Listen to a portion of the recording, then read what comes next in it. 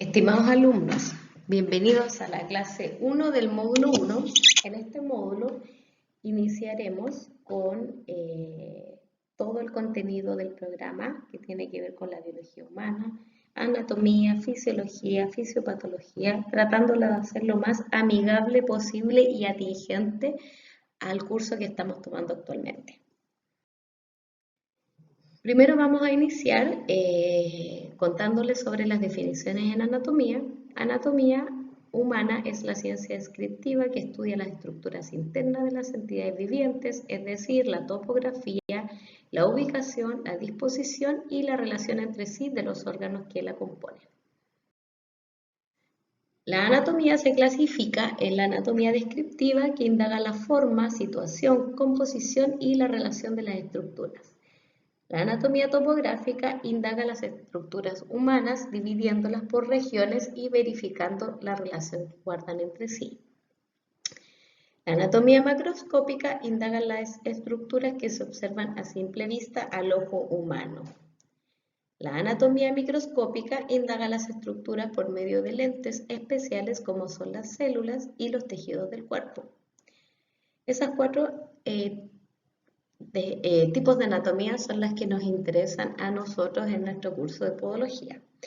Luego está la anatomía comparada, que es la indagación de las estructuras del cuerpo humano comparándola con otros seres vivos. La anatomía patológica, que indaga las modificaciones macroscópicas que sufren las estructuras orgánicas por acción de las enfermedades.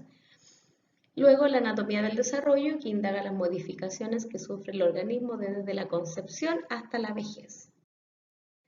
Ahora vamos a ver terminología en anatomía. Primero, contarles que la nómina anatómica es un conjunto de más de 7.000 términos que se utilizan en anatomía. Metodología de estudio de la anatomía.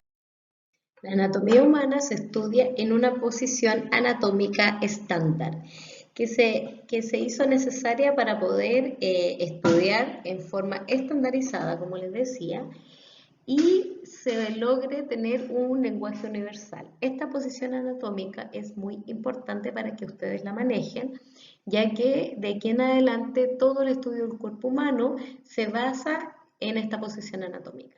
Primero, la persona o el cuerpo humano o el dibujo tiene que estar de pie. Luego, con la cabeza erecta, sin inclinación, mirando al horizonte, en un plano orbitario, metaorbitario o de Frankfurt. Luego, los ojos abiertos, mirando al frente y al mismo nivel, o sea, a la misma altura de la ubicación de los ojos. Los miembros superiores deben estar extendidos a ambos lados del cuerpo, con las palmas de la mano mirando hacia anterior o hacia adelante. Luego los miembros inferiores extendidos y juntos con los pies paralelos y los talones semijuntos. Los pies, como ven, miran también paralelos hacia adelante.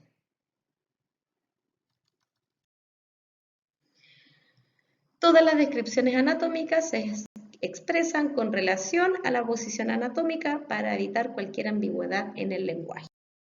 Debido a que el individuo es capaz de adoptar diversas posiciones con el cuerpo, se hizo necesario en anatomía buscar una posición única que permitiera toda descripción anatómica. Una vez definida, está la posibilidad de establecer la ubicación y localización de cada una de las partes, órganos y cavidades del cuerpo humano. Ahora vamos a ver los planos anatómicos que se estandarizan en base a la posición anatómica. Se trazan 3 planos imaginarios y generalmente se habla de secciones, cortes o planos, son sinónimos, pero solo cuando se divide el cuerpo humano. Estas secciones o cortes o planos no deben ser aplicados a órganos.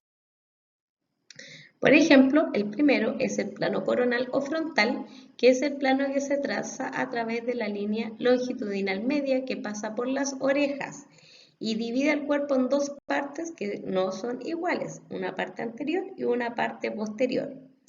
Se llama coronal debido a que pasa por la sutura coronal que separa el hueso frontal con los 2 parietales. Entonces, en el plano coronal nos imaginamos que una línea o una división atraviesa el cuerpo desde arriba hacia abajo, considerando el cuerpo en la posición anatómica y separándolo en una cara anterior y una cara posterior. Como pueden ver, esa es la cara anterior del plano frontal y la cara posterior a la derecha del plano frontal. Debemos recordar también que el cuerpo humano se estudia considerando la imagen como si fuera una persona real. ¿Esto qué quiere decir? Que la derecha del estudio del cuerpo humano para la persona que la está estudiando es la derecha de la persona o del dibujo que se está observando. Por ejemplo, en esta imagen, en el plano frontal anterior, la mano derecha del dibujo vendría siendo la que está a la izquierda ante nuestros ojos en la pantalla. Ahora vamos a ver el plano medial o sagital. Es un plano en el cual se traza una línea perpendicular media al plano coronal que divide el cuerpo en dos partes iguales, la derecha y la izquierda. ¿Ya? Esta línea media se llama línea media sagital y divide al cuerpo humano en dos partes iguales, trazando una línea imaginaria justo por el medio de nuestro cuerpo, desde arriba hacia abajo. Como pueden ver, el plano sagital divide al cuerpo humano en lado derecho y lado izquierdo, dejando dos partes iguales porque contamos con los mismos órganos y las mismas partes, con ciertas excepciones, ¿cierto?, en la parte abdominal, al lado derecho y al lado izquierdo. El plano horizontal o transversal divide al cuerpo en dos mitades. Este plano puede dividir al cuerpo a la altura que sea, no necesariamente como se ve en la imagen. Esta división puede ser a nivel torácico o del cuello. La idea de este plano es dividir al cuerpo en dos partes, una superior y una inferior, ¿ya? Esta división es paralela al suelo, ¿ya? Por lo tanto, considerando la posición anatómica, se puede llevar a cabo en cualquiera de las partes del cuerpo, pero queda paralela al suelo, dividiendo el cuerpo en una parte superior e inferior, o superior o cefálica, o inferior o podálica. Como pueden ver en la imagen, la parte superior se llama superior o cefálica y la inferior se llama inferior podálica o caudal. Vamos a continuar con la terminología anatómica. Son términos que se utilizan para la ubicación de estructuras y órganos y están basados en la posición anatómica. Cuando hablamos de superior cefálico craneal es lo que está hacia arriba, superior o más cerca de la cabeza. Por ejemplo, el hombro se ubica superior al radio, ¿ya? El radio es un hueso que está en el antebrazo. El término inferior podalo-caudal es lo que está hacia abajo, inferior o más cerca de los pies. Por ejemplo, el tobillo se encuentra inferior a la rodilla. El término anterior o ventral es lo que está hacia adelante de la línea media, considerando, por ejemplo, en un plano coronal. Ya es lo que está mirando hacia el frente. Por ejemplo, el corazón se ubica ventral a la columna vertebral. Posterior o dorsal, lo que está hacia atrás de la línea mediana, está mirando hacia la espalda. ¿Ya? Se dice que algo está posterior. Por ejemplo, el corazón se ubica dorsal al esternón. El término medial significa lo que se acerca o está más cerca de la línea mediana. Por ejemplo, en la posición anatómica, el dedo meñique está medial comparado con el dedo pulgar. Lateral es lo que se aleja o está más lejos de la línea mediana. Por ejemplo, en la posición anatómica, el dedo pulgar está lateral al dedo meñique. Proximal es lo que se encuentra cerca o próximo al punto de referencia, tomando como punto de referencia las articulaciones de hombro y cadera. Ya se utiliza mucho para definir ubicaciones en las extremidades, tanto superiores como inferiores. Por ejemplo, podríamos decir que la rodilla es proximal en comparación al tobillo. El término distal, que es lo que se encuentra lejos o distante del punto de la articulación. Por ejemplo, podemos decir que el tobillo está distal en comparación con la rodilla. La parte más distal de las extremidades inferiores son las uñas. El término externo se refiere a lo que está por fuera o al exterior de un órgano o estructura. Por ejemplo, la piel se ubica externa a los músculos. El término interno se refiere a lo que está por dentro o al interior de un órgano. Por ejemplo, los músculos se ubican internos en la piel. Ipsilateral se refiere a una estructura u órgano que se encuentra al mismo lado, cuando pensamos en una división del cuerpo sagital, por ejemplo, en el que divide el cuerpo en derecho e izquierdo. Ipsilateral es, por ejemplo, el ojo derecho es ipsilateral a la mano derecha, ¿ya? El riñón derecho es ipsilateral al ojo derecho, eso significa ipsilateral. Contralateral, en cambio, es lo que está en el lado contrario del cuerpo. Por ejemplo, la mano derecha es contralateral a la mano izquierda. Superficial es una estructura que se encuentra cerca de la superficie del cuerpo. ¿Ya? Por ejemplo, si observamos los brazos, podemos ver que se observan venitas de color azulino, esas se llaman venas superficiales. Eso es una estructura superficial. Profunda es una estructura que se ubica lejos de la superficie del cuerpo. Por ejemplo, el corazón es un órgano que está ubicado en un plano profundo. Ahora vamos a ver las regiones anatómicas. Las regiones anatómicas, según la anatomía topográfica, el cuerpo se divide en tres partes principales, las que son cabeza, tronco y extremidades, inferiores y superiores. Estas tres partes principales se dividen cada una en sus propias regiones. En la cabeza está dividida en 14 regiones, 8 de ellas pertenecen a la cara y 6 al cráneo. Las regiones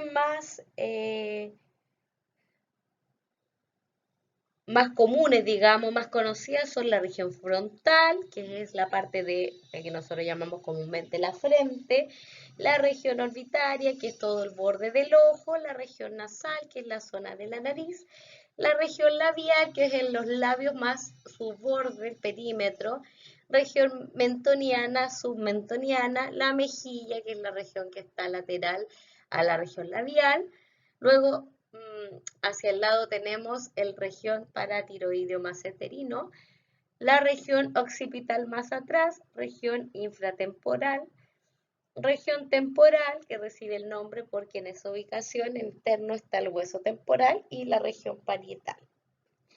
Más abajo tenemos la región carotidia, por donde pasan los vasos sanguíneos, que reciben el mismo nombre, y la región esternocleidomastoideo, que en esa región pasa también un músculo llamado esternocleidomastoideo. El tronco y sus regiones anatómicas se dividen por la cara anterior y la cara posterior. En la cara anterior, en la parte superior del tronco, tenemos el tórax. Luego tenemos en la parte media el abdomen y la pelvis en la parte caudal o inferior.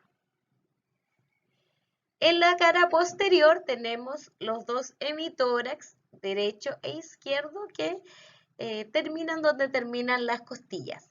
¿Ya? En la región que sigue más abajo, en la región lumbar, izquierda y derecha, que terminan en los glúteos. Y luego en la parte medial tenemos la región sacra. Extremidades superiores tienen 6 regiones. Primero, la zona del hombro, donde se articula el húmero con la escápula. Luego tenemos la región del brazo. Luego la región del codo, donde se articula el húmero con el radio y el cúbito. Luego tenemos la región del antebrazo, que se articula con la muñeca, con la región de la muñeca, y luego la región de la mano. En las extremidades inferiores tenemos la región en anterior de cadera, donde se articula el hueso ilíaco con el fémur. En la cara posterior tenemos la región glútea, ya luego más a caudal viene el muslo, que recibe el mismo nombre tanto en la cara anterior como posterior. Luego viene la rodilla, que en la cara posterior recibe el nombre de zona poplitea. Luego viene la pierna, tobillo y pie. Ahora vamos a hablar de los términos en movimiento.